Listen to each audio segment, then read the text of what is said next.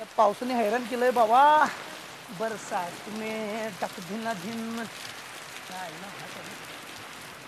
ओ विजय साहेब, ओ विजय साहेब, ओ मी Raju mechanic. विजय साहेब.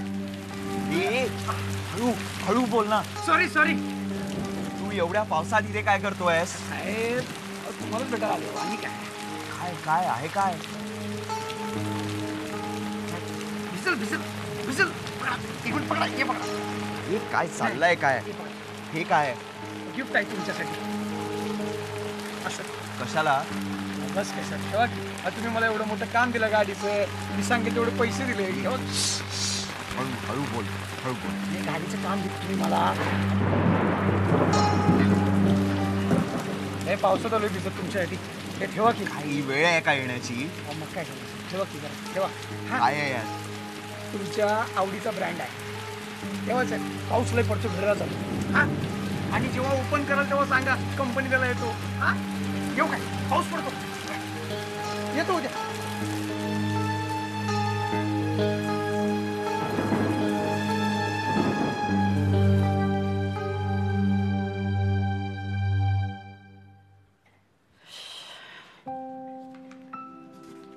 अरे वा, आज बरंच लवकर आटपलं तुमचं. हो, मुक्ता होती ना मदतीला.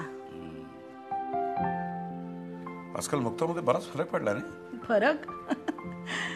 अरे कुणाला खोटं वाटेल ही तीच मुलगी आहे म्हणून. शेवटी काळ हे सगळ्यावरचं उत्तम औषध असतं.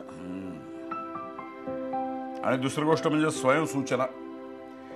जेव्हा माणूस स्वतःहून ठरवतो ना तेव्हा त्याचं मन त्याला काही इनडायरेक्टली सूचना देत असतं आणि पाहिजे तसा बदल घडवून आणत असतं.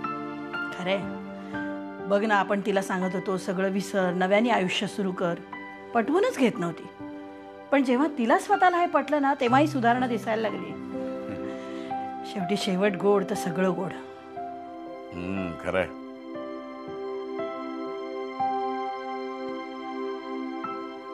पण ताई, तुला खरंच वाटतं ती सगळं मनापासून विसरली? ती तिच्या परीने प्रयत्न करतेच आहे. पण तू का विचारतोयस? मला नाही वाटत तसं असेल म्हणून. कारण ती बऱ्यापैकी सावरली आहे. म्हणजे तिचा अभ्यास, कॉलेज, नोकरी. मला असं वाटतं तिने लग्नाचाही स्वतःहून विचार केला पाहिजे. अगदी माझ्या मनातलं बोललास. पण सारखी भीती वाटते रे.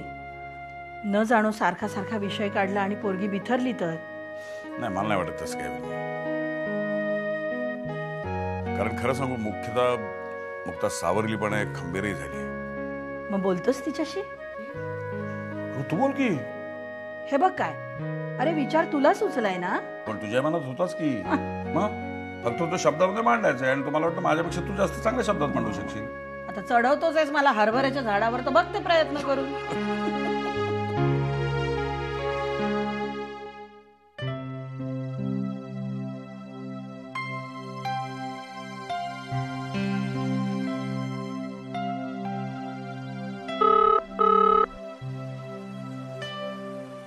Hello.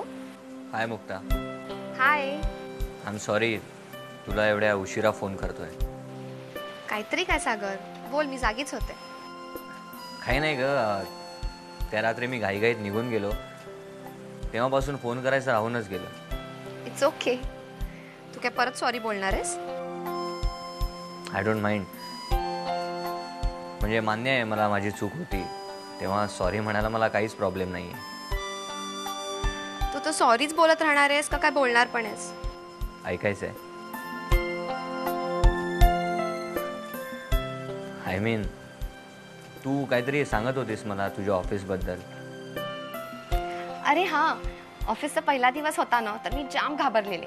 But you know, I am so lucky. First डेलाच मला स्वप्ना नावाची एक छान मुलगी भेटली. हो, छान मुलगी भेटली. यायला पाहिजे तुझ्या ऑफिसमध्ये. ये ना. स्वप्ना तर आहेच आहे, पण तिथे माझा बॉसही आहे. तो खूप फ्रेंडली आहे. आणि हे मुक्ता, फ्रेंडशिप वगैरे ठीक आहे, पण जास्त फ्रेंडशिप करायची काही गरज नाही आहे. तुला माहित नाही, ही बॉस मंडळी खूप डेंजरस असते. तुला काय रे एक्सपिरियन्स बॉसचा? आणि बाय द वे, तुझ्या ऑफिसमध्ये तूच बॉस आहेस ना? तसं नाही ग, मला माहिती आहे मी बॉस आहे, पण मीटिंगच्या निमित्ताने इतर बॉसना पण मी भेटत असतो ना, त्यांच्यावरनं सांगतो. You please take care. I will, don't वरी.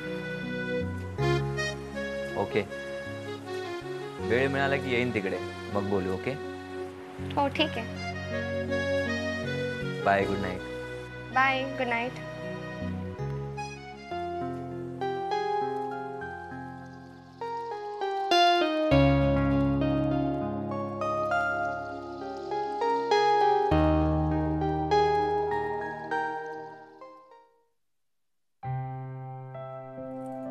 मा चहा.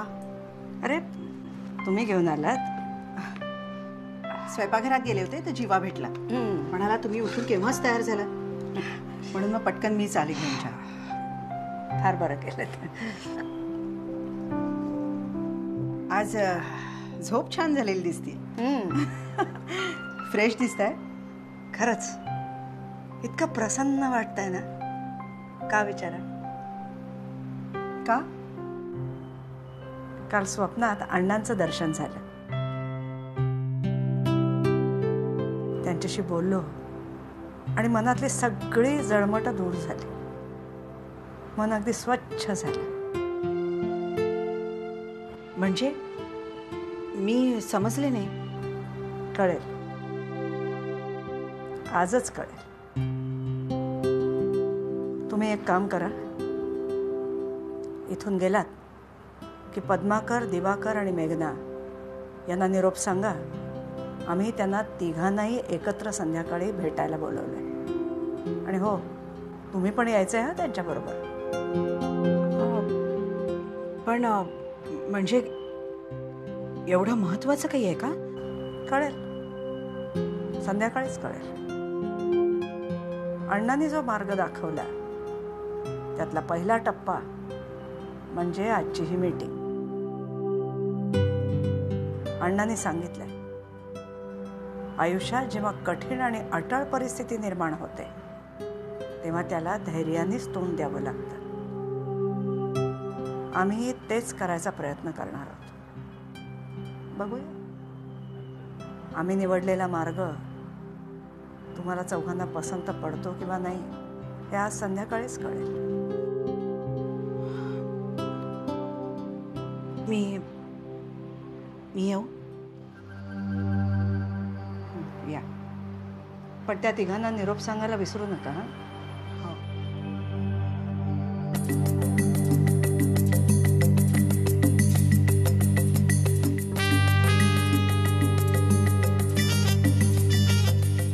कारभारी आनंद झालाय मन.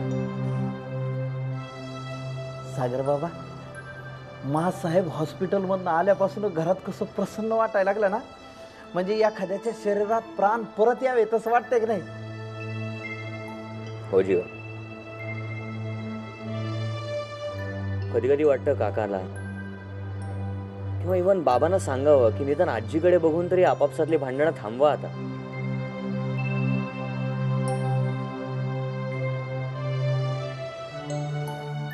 ते नाही शक्य आता. स्पष्ट बोलतो, माफ करा, पण कसं असतं, माणसांमध्ये मतभेद झाले तर ते मिटवता येते, पण एकदा मनभेद झाले ना की ते जुळणं खूप अवघड असतं. बरं, ठीक आहे, बघूया काहीतरी केलंच पाहिजे जीवा. आणि शेवटी आहोत तर एकाच घरातले. शेवटी रक्ताची नाती आहेत ना. ते किती तोडायचं म्हणलं तरी तुटते ना कसे. सागर बाबा, माझे शब्द लिहून ठेवा. एक दिवस या घरातले सगळे माणसं पुन्हा एकत्र येतील. असं झालं जीवा तर किती बरं होईल नाही? हा, तुझं तोंडच गोड करेल. त्याच्या आधी मी तुमचं तोंड गोड करतो. तुमच्या आवडीचा बदामाचा शिरा घेऊन येतो. इथंच बसा, आलोच 5 मिनिटात. तारारा, दारा, दारा.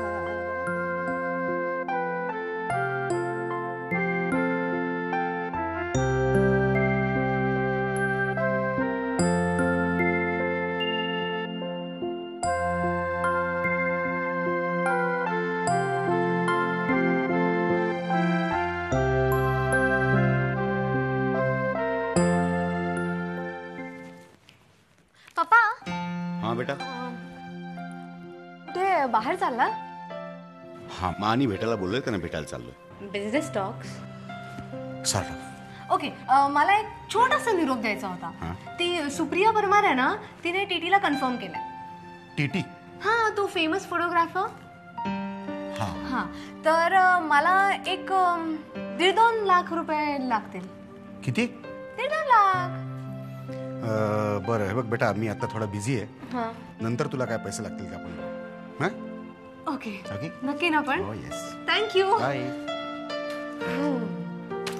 Super hit model Vini Sardesai. शी, सरदेसाई जरा ऑड वाटतं नाही?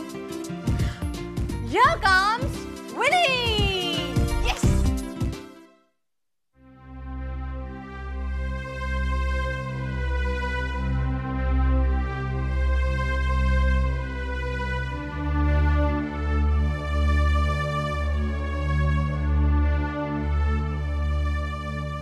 तुम्हा सर्वांना मुद्दामच आम्ही इथे बोलवलंय.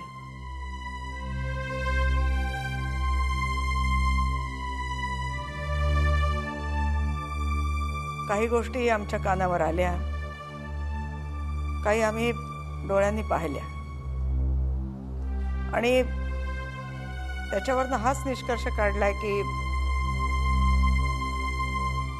आता वाटणी अटळ आहे.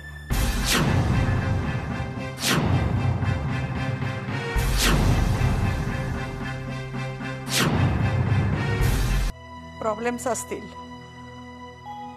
तर ते मान्य करायलाच पाहिजेत आणि लवकरात लवकर त्याच्यावर उपाय शोधायला पाहिजे. मा तुम्ही बोललात ते अगदी बरोबर बोललात.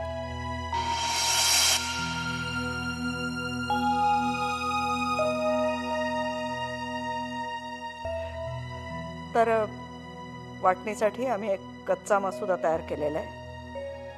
तो आम्ही तुम्हाला वाचून दाखवतो. निर्मला, ती फाईल दे.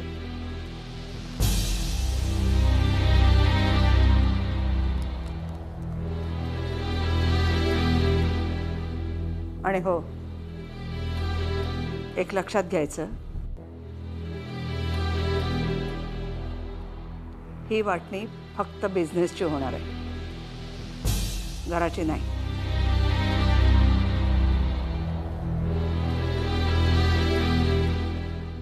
दूध उत्पादनाचा विभाग पद्माकरांना मिळेल, तर मार्केटिंग, प्रोसेस प्रॉडक्ट्स आणि फ्युचर प्रॉडक्ट डेव्हलपमेंट या गोष्टी दिवाकरांच्याकडे जातील.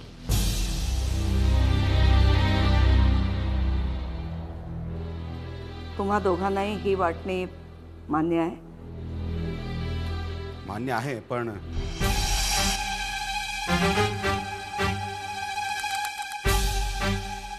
पण काय असेल मनात ते स्वच्छ बोलून टाका. आज कुणाच्याही मनात काही किलमिश राहायला नको. बोला. मा ढोबळ पद्धतीने ह्या वाटण्या मला मान्य आहे,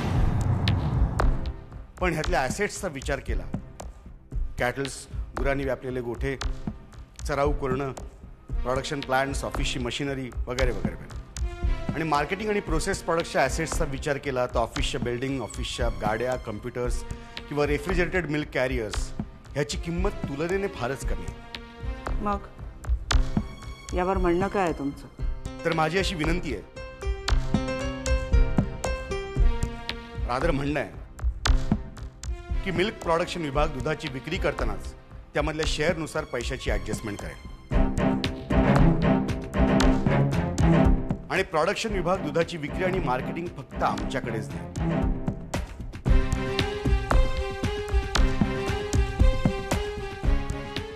एक्सपोर्ट डिव्हिजन आणि बँकेची कर्ज यांच्या बाबतीत काय ठरवलंय आपण? बँकांची कर्ज दोघांनी अर्धी अर्धी वाटून घ्यावी आणि एक्सपोर्ट विभाग हा मार्केटिंगच्याच अखत्यारीत येतो, त्याच्यामुळे तो दिवाकरांनी सांभाळावा. पण पद्माकर, एक्सपोर्ट आणि अकाउंट्सची सगळी जबाबदारी सागरने घ्यावी असं आम्हाला वाटतं.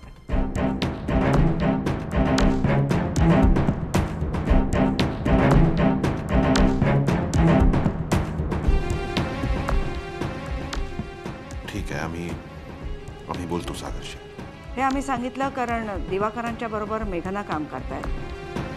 पद्माकर, तुमच्याबरोबरही कोणीतरी घरचं असणं गरजेचं आहे, म्हणून तुम्ही सागरला मदतीला घ्या. शेवटी एकच महत्त्वाची गोष्ट,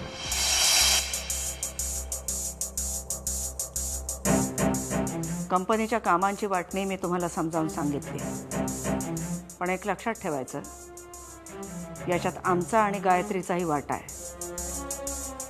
तो कसा आणि किती हे योग्य वेळी आम्ही तुम्हाला सांगू. ह्या गोष्टी जर तुम्हाला मान्य असल्या तर वकिलाला बोलवून नीट कायदेशीर कागदपत्र करून घेऊ आणि मग सगळ्यांच्या सह्या घेऊ. दिवाकर, मेघना आज इथे नाही आहेत. तुम्ही म्हणालात ऑफिसमध्ये काहीतरी काम आहे त्यांना. आज इथे जे जे काही घडलं ते सगळं त्यांना नीट समजावून सांगा. त्यांचा होकार आला की मगच आम्ही या वकिलाची अपॉइंटमेंट घेऊ. ठीक आहे.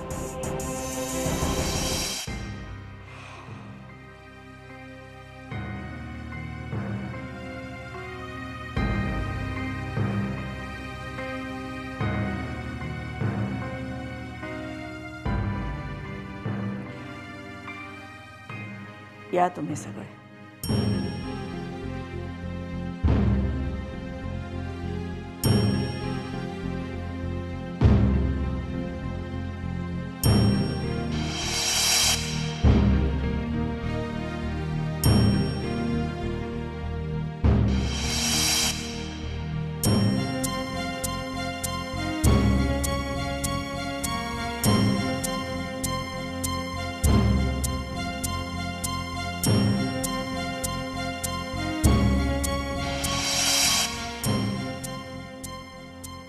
निर्मला,